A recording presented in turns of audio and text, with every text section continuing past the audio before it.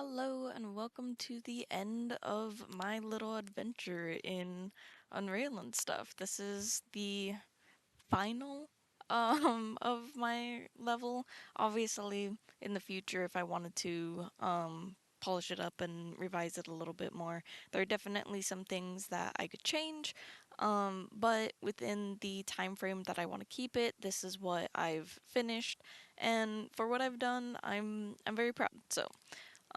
We have enemy bots that are enabled, so it might be a little difficult to show it, but this will just kind of demonstrate the gameplay at first, and I'll do my best to kind of show what needs to be shown during the gameplay, but we'll see. So, start this up. Let's see. First room I enter in is the center. Get out of here if I don't die. Okay. I'm not, sorry, I was running into the tiny corner. I'm not the best, I guess PC player, so, I'm sorry if this is terrible. So, this is room 1, kind of a potions room. Oh jeez, you scared me. It's my own little teammate. So, nice little area. We won't touch on this yet, we'll kind of go around in a circle, since everything is kind of built that way. So yeah, potions, anything else. Yeah, you got a shotgun in there. This is room 3, so I'll kind of head back over to the other room, trying to watch my back. So if someone were to play this game in real life, this is kind of the way they'd go. Obviously, they'd have better, like, oh my lordy. They're teaming up.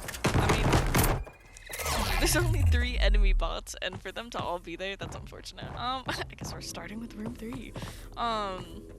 Room 3, a little garden area. Very pretty. There's an invisible wall here, which is kind of demonstrated by the plants that was recommended through a playtest. There's a little foxy out there watching the ocean animatronic, which you'll see more of in a later room. Sorry, I'm not good with buttons. You got this connection here. I'm gonna hide up here from the bots. So you have a little connection here. In the original floor plans, that's how I'll phrase it, these rooms only connected to the middle hallway. So these pathways that are kind of unlit, undetailed, they're supposed to be like secret pathways in a way.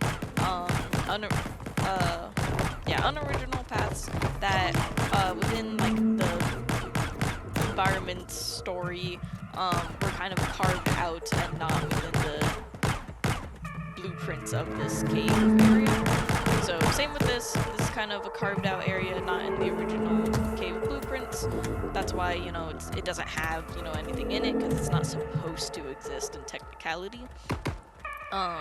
So this game's kind of called like the cultist stuff, so like obviously some cult rituals happening, and there is some renovations. Lights. I don't know how the Lyra system works with lights, but yeah. So this enters into the center. You kind of have like this pentagram chains up above, because in secrets, if this map were to be looked around, well, fine. I'm sorry. I did not do it. Damn. I kind of still play through this. The thing left. This is room 2. This is where you get all these creepy animatronics staring at you. So yeah, room 1 is over there. This is room 2. Over here. I'm running away from butts.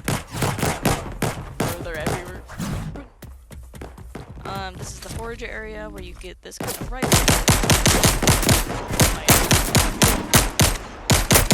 Can't win. Haha. Yeah. No, I was gonna go get the health in room 3. Okay. Hey, look, room 3. Okay, well, we'll go with the quote-unquote secret path. So yeah, because these are like really long hallways, I specifically placed a rifle here so that if players were to play this, they got the rifle and are looking down the hallways. No! He has a shotgun down there, so he has more spread. 3. I'm guessing the enemy bots are more hogging the other area, and that's why. Ah! Wait, I should go back and get the health. Or not. It only heals 25, so it obviously did not save me. Hey, 5. This is the dungeon area. You got bones, cages, cells. You got a deer thing over here with kind of like this ritual worshipping skeleton thing. We don't know what this is, but if you touch it, you die. So, you kind of see, oh look, I spawned right here. Yay! So yeah, this is a tight area. Anyone can come around the corner, so you get a shotgun. Ready to go. You do, there's a health thing here that was recommended. There is a light blueprint here. So if you hop up here, there's a light that turns on and off. A blue candle next to the skeleton. Ta-da! So yeah, another secret path. Sorry. No, I got shot in the back. And that was the last death. Oh. Okay, I'm gonna turn off the bots so that we don't have to deal with them. Let me... Oops. I may have pressed the wrong button. So, we'll just open that back up. Instead of pressing F11, I pressed one of the other Fs and it did a thing.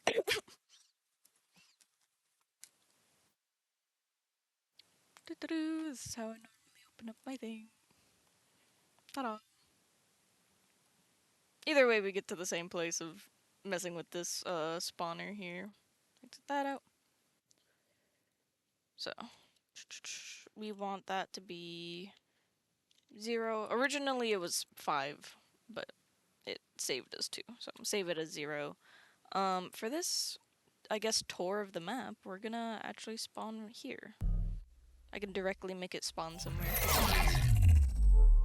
Okay. So, let's finally go over the map without getting brutally murdered everywhere. Last room we were in was the 5th area. Obviously we had checked out the forge, which is the 4th room, quote-unquote room. I opened it up to be this nice little, very open area, which I like. So, there is a quote-unquote secret path. This is kind of like a hint of like, oh, maybe like a prisoner detonated a bomb here, and instead of providing torches, because as you can see there's torches everywhere, that is supposed to exist. But in secret paths, you only have candles, because that's what the prisoners would have been either given or have access to, I don't know. So, there's only candles, kind of unofficial lighting, rather than the torches. There's obviously a skeleton of, like, a prisoner here. You go through and you explode the wall of this room. That's why it's all demolished wall. And then you kind of, you know, more developed. Pretty. Here's a deer thing. We got some organs, some skulls. But even within these shelves, we kind of have everything organized. Some fruit, flowers, everything you could possibly need to make potions. Ta-da! You got some books over here as well. Very nice, very nice. And then yeah, we kind of already got not necessarily a detailed look, but a pretty decent look at everything here. You can see this is expansive. Originally this area was going to be kind of like a fish tank, but these guys are now just in the sandy ocean watery area. I don't know. They're just there. And then obviously one of them escaped out into the wilderness over here. Haha, look at him being free and beautiful, majestic. Trees. I don't know. So this is where the cultists get their plants. The dungeon is where they get their organs and body parts. This original area was where they get like their fish and frogs and other stuff, but they kind of took over. So yeah. everything kind of has a story, a connection.